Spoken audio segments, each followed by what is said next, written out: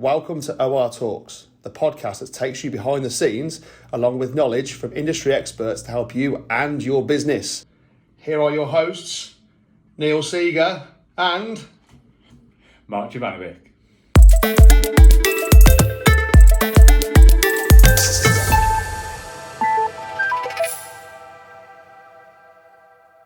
And I suppose I'm going to start, am I really? Yeah, I'm just thinking, start, yeah. So we'll, I don't know, that was just remind me, remember Max and Paddy? Yeah. Neil and Mark and Neil. No. No, it's definitely Neil and Mark. So we have to introduce ourselves. Yeah. Do you want to introduce yourself? Yeah, so hi everyone, I'm Mark and I'm one of the tax managers here at Ormo Drifter, and I specialise in personal tax, stamp duty, land tax, all sort of property taxes and employment taxes, and also get involved in corporation tax, inheritance tax, and as part of the wider team we've got specialists in crypto, research and development, all sorts, anything tax we can pretty much do. Well, thanks, Mark. You've actually left me with nothing else to say, to be fair. So I'm Neil Seeger, and I'm one of our managers, and Mark has just completely thrown all the phones everywhere. Oh. I'm back. Did you miss me? So as I was saying before, Mark threw the whole place apart. I'm Neil Seeger, and I'm one of our accounts managers here at Ormo Drifter. So, I'm excited to welcome you to our first episode of our brand new podcast, OR Talks. I probably said that at the titles, to be fair. To celebrate the launch of our new show, I wanted to give you a little bit of my own story, how my career's worked to date. Sorry, Mark, I've sort of jumped in really. You can do yours in a minute. And what my plan is going forward. So I started off as an apprentice 15 years ago. And I've come through to my position now as a senior manager and fee earner. I have a portfolio of my own clients, and as I said just a moment ago, I deal with the clients' day-to-day queries. I manage part of the accounts team, which we've got 50 members of staff, and really that's sort of really me in a nutshell, to be honest. You'll find out much more about me during these podcasts and these episodes. You'll also find out that I'm the very serious one, and Mark's the fun one. Mark, over to you. Yes, so a bit like Neil, I started here about 5-6 years ago. Never worked in tax before. That was my first sort of role in tax, and I progressed through the ranks and I managed the tax team along with Joe Dudley. We've got a strong team in there, various levels, and it's all about developing the team through. So as I said, I specialise in sort of personal tax is my main one, and then get involved with stamp duty, land tax, all sorts of property taxes, employment taxes, and also keep my hand in other areas of tax just so I keep up to date with everything as well.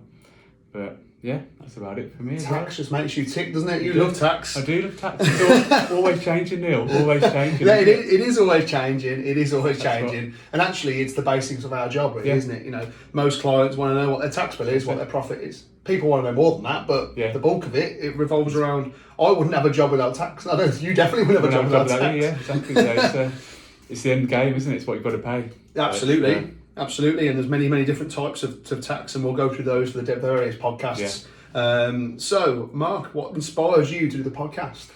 To help people, to be fair. It's an easy way of hopefully getting across what we can offer you at OR that you probably don't know we do, what our services are, and just raising awareness of like different areas of the business and things that probably affect you, and things that you probably think about, that everyone else is thinking about, we can hopefully give you some information on and give you an understanding.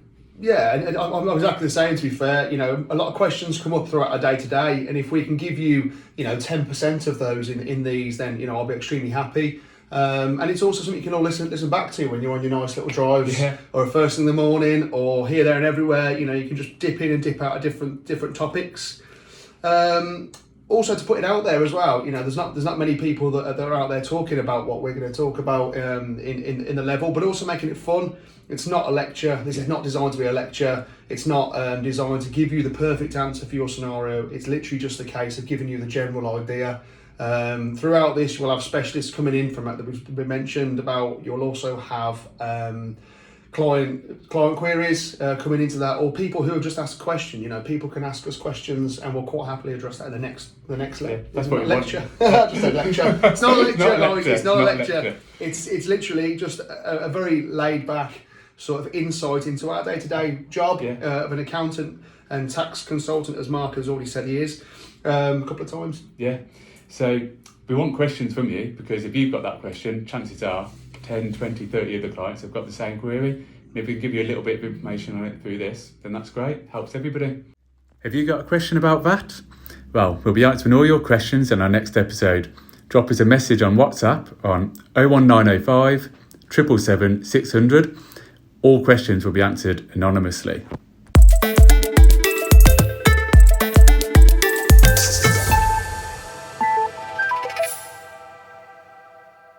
Yeah. So month. So we said we have monthly ones. So what sort of stuff are we're going to be hitting? Well, we're going to be hitting things like preparing for retirement, looking at wills. Yeah, why on wills. earth wills exist? What do they do? Another hot topic, which is we see every day, is crypto. Crypto Crypto is bigger is, and bigger, isn't it? although the market at the moment isn't fantastic. From what I understand, obviously we're not financial experts. We don't delve into that really. We're both tax specialists, as we've said. But from what I understand and what people are telling me, the market's not fantastic. However, let's hope in later episodes it does actually improve. And also tax saving tips. That's going to be one of them. We all want to save a bit of tax. But it's how we do it. Both, obviously we're aware there's tax avoidance, tax evasion. Yeah. Which one's legal and which one's illegal? Which one's legal and which one's illegal? Yeah. So your avoidance is the legal and your evasion's the illegal. Illegal, Keep yeah. it the right way round. Exactly. Yeah. We don't get caught up with those, and that's part of our job is to make sure that people come up with weird and wonderful ideas how they get around tax. Yeah. But ultimately, there's one legislation, and we can't write legislation. That's if only it. we all could write our own legislations. None of us would pay any tax. I wouldn't have thought. Yeah, but often if it sounds too good to be true, it probably Generally is. Yeah. Well, we've heard that a few times on other things, haven't we? So we spoke about how we're going to release them and the topics we're going to have. If there are things that you guys see here that you want us to cover that aren't in there, we'll always add them to our schedules. It's just a rough guide. Will there be interviews and will there be specialists within us? There will. So we're going to bring people in from across the company, so we can get what they do over to you, and they can talk about what interests them in the topics and what's going on at the moment that would be relevant to people. So we're going to have, is it next week we're going to have David Pegg, is it next month? Yeah, we've got David Pegg in, next month. So he's our VAT specialist. He's fantastic, he is. VAT sometimes comes across as a boring topic, however it's not. It genuinely isn't. It's involved in every part of our day. Yeah. You go shopping, you pay VAT. You go to you buy petrol, you're paying duties and VATs. There's all sorts of things come into those. You go and have your house built. There's VAT involved, but all different rates. There's also you see things with no VAT, but actually are they no VAT or are they exempt or are they zero rated? There's all those sort of things that come into it, and there's all sorts of things that happen in the VAT world as well as the tax world, that every day things come up and change and queries that pop up in our world. It's one that you just can't escape, isn't it? It's there. Yeah. No matter what you do, No matter how you try and dodge it. Yeah, I've not found a way to get around it yet. I'm trying, but I haven't found a way. If we do find one, you'll be the first people that know about it. There'll be interviews from other specialists without a practice as well. We'll be pulling in specialists if we can, or specialist advice on the will side of things, if as where we can. Crypto as well, like you mentioned before, it's a hot topic, isn't it? And we've got some people here that specialise in dealing with crypto, whether that be from the tax account side, whatever. It's a very hot topic, and it's not always as straightforward as what you might think. Absolutely not. No, absolutely not. And then also the tax saving tips. Well, our special guest for that will be Mark. So you've got the nice little treat of dealing with that one. Yeah. And I'll be doing a couple as well. Don't worry, it's not all Mark. It sounds like I'm getting Mark to do everything here, but it's not. There's a lot to be involved in there. And we can evolve all of that. So we want your feedback as well. If there's a topic you'd like us to cover, let us know. Please shout us. Yeah, absolutely. So speaking of tax, we've been over it quite a lot. Have you got any facts for us for today, Mark? Well, I thought I'd keep it quite topical for the month we're in. So, as you might remember, in the spring statement, the national insurance threshold was changed. It did, yes. And I'm going to throw you one now. So, what was it changed to now? Oh, I don't know, Mark. What was it changed to? I don't know. That's what I rely on tax people for. So this is where Neil would pick the phone up to me and, what's that? So, 6th of July, the Class 1 primary national insurance threshold is raised to be in line with your personal allowance. But for the year we're in, because it's coming in halfway through the year, they haven't made it simple. So for this year, you'll start paying Class 1 national insurance on your primary contributions. It effectively works out to £11,908 for the year. Anything over that's when your Class 1 will kick in. So that's for your employees, basically. So your employers, they pay on a different rate. That hasn't increased, unfortunately. So, for example, if you're an employee then, and you're earning £20,000 for the year, you should be paying £178 less in national insurance and tax for the year from the 6th of July onwards. So that should see your take-home pay increase there. Yes. So that's just purely for employed people. Employed people, So, yeah. so if you're a director working for a limited company and there's a payroll run for you, you're classified as employees, and these rules will affect you. They do, yeah. Obviously, as you know, within directors, they take their salary in slightly different ways, don't they? Yeah. So the impact might not affect them as much as if you're just a straightforward employee. But again, it does affect them depending on the salary and the package, which... Yeah, so if you're putting, so what we do sometimes is, as Mark says, directors take salaries and dividends. If they're shareholders within those limited companies, they'll take it as a mixture. So a small owner-managed limited company will be salary and dividend split. So what we're saying there is, let's just say, so historically people have taken, what, 810 a month? Yeah, 810 a month. So that's, so if from July to make that hit your threshold, then it's going to increase then, isn't it? Yeah, that's it. So you make sure you're making the most of your tax-free thresholds, basically. That's the idea of it, isn't it? Because we've always done it below paying tax. So as Mark says, 12,500 is 12,570 is what you can have before you pay tax, and that's for everybody, employees, self-employed, the whole lot. I'm not going to complicate. We're going to self-employed. That can come into a later podcast. But what we're saying there is, if you are sat at 810 a month, and your limit is now 11,000. 908 quid, then you're going to be, wasting your allowance. So you're going to end up not only not getting corporation tax relief, but you're also not, you're not going to be utilising any allowance at all. And actually, to keep your state pension alive, you've got to be contributing into your national insurance. So your Class 1 national insurance is what contributes towards that, isn't it? For employees? Yeah, for employees, and directors. So you have to get your qualifying year. Yeah. Each year goes towards your state pension. It'll get So at the end. you've only got a salary of, say, effectively £10,000 a year, you're not going to be contributing towards your state pension. This year, yeah, you'll be missing out on it, yeah. So assuming other things aren't contributing for you, like carers allowance or child benefit and other things that will contribute for you. But if you're just if you're a director and you're not claiming any of these things and you're not contributing national insurance, your state pension may have a gap in there for that year. But if you need further guidance on that, please contact us. We're quite happy to talk to you about it, look into it for you, and tell you if you have got gaps, because more people have gaps than you think. Yeah, without even realising it, it easily happens. And it's very expensive, isn't it, to contribute when you come to retire? When you come to retire, it's like 100 quid a year, 200 quid a year, isn't it? It's a lot better to keep on top of it now, and it's just easier to sort out and know where you stand. You've got time to plan as well then, hopefully. Planning is always key. Being proactive and planning is probably our little motto that we've got between us, to be fair. It's obviously that's our little personal motto, not necessarily on my daughter's, but we as a team we do try and always be proactive. Yeah. All my daughter's got its own different motto, which is, what's our motto? It is building a better tomorrow, I believe. Building a better tomorrow. We've also got another one, a better tomorrow. We've also got another one, haven't we? We've also got our big firm capability, small firm personality, or family firm personality. We've got that as well, and that's our moral, really, isn't it? Yeah. We will always work on that basis, and every day our thinking is that. We've said about the specialist, and that's where our big firm capability comes from. Yeah. And our family firm, we're still run and managed by a family. Yeah. And we will hopefully, touch wood, always be. But even outside of that, we are like a family here, aren't we? We are. Yeah. We always get on. Always. Like all families. No, we do. We generally do get on. It makes the service better for the clients from your guys' point of view. Makes our podcast hopefully more fun. Yeah. And also just makes everything smoother for everyone, doesn't it? Yeah. So back on the changes to the class, the national. It's easy for you to say. So anyway, back on the changes to the national insurance threshold, it also affects the self-employed. Yeah, yes. And it's quite an interesting one on the Class 2. So the class 2, as I'm sure a lot of you already know, that's what entitles you to your state pension and other state benefits when you're self-employed. So for the 22-23 tax year, obviously with the thresholds for class 1 going up, they've also raised it for class 2. So you won't now have to pay class 2 until your profits are over 11,908. So it's brought that in line. Okay, well, that's good. Before it used to be a lot lower. Yeah, It used to be about 6,700.